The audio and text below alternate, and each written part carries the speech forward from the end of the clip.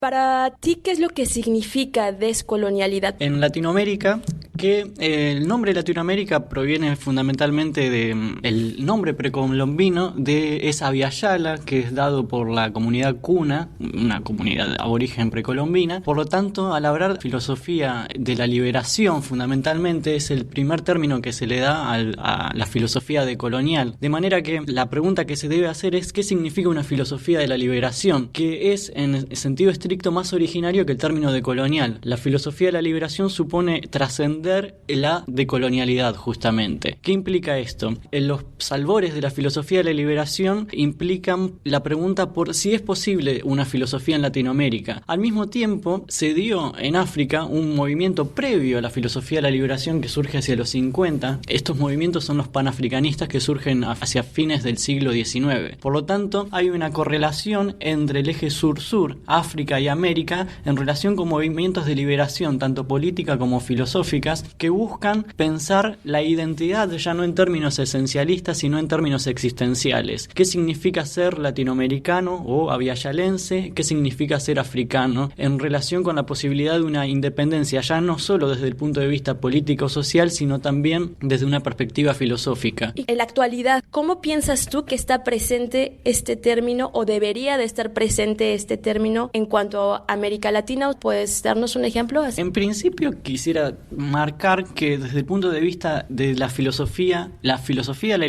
liberación y la filosofía decolonial es una filosofía de la praxis. Esto implica que es ética, de manera que una ética de la liberación implica una acción ética liberadora a cada instante, de manera que la actualidad en los movimientos políticos o sociales se está dando justamente desde el año 2003, luego de giros neoliberales o liberales, y la diferencia que existe, si se puede marcar, entre América Latina y África es que en América Latina hay un empate, si se pudiera decir, un empate histórico entre las estructuras coloniales o neocoloniales y las estructuras de liberación. De manera que se dan sucesivamente y alternativamente gobiernos o políticas que intentan la independencia y la afirmación de la soberanía nacional con respecto a gobiernos que se subsumen o se reducen y nihilizan ante el poder neocolonial. En África es distinto esto, ya que, como hablamos con Eugenio Cogondo a partir del proyecto Falla, las figuras fundamentales del panafricanismo han desaparecido y así también las estructuras o los dispositivos universitarios se encuentran absolutamente reducidos al discurso hegemónico del pensamiento europeo, mientras que en Latinoamérica, de algún modo, el discurso universitario, pese a que